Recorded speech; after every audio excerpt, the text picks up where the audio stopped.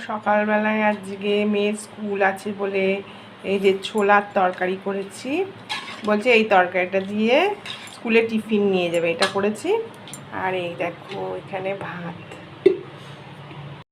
যদি স্কুল থাকে তাহলে আমাদেরও রান্না বান্না হয়ে যায়, একটা ডিসিপ্লিন থাকে।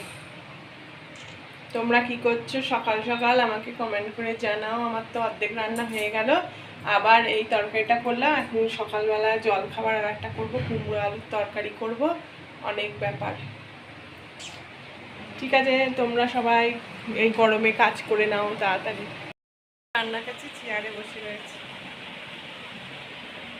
চাটা খাওয়া হয়ে গেছে। তো ঘুগনি এই ছোলা করেছি, সবাই তো খায় না। এই দেখো এইটা হলো সকালের জল খাবারের তরকারি করছি। এই দেখো এই এতক্ষণ ধরে কাটলাম, সব সবজি কাটতেও তো টাইম লাগে। আর এই দেখো এই শাকটা কালকে রেখে দিয়েছিলাম, আর একটু এই শাক করবো আজকে।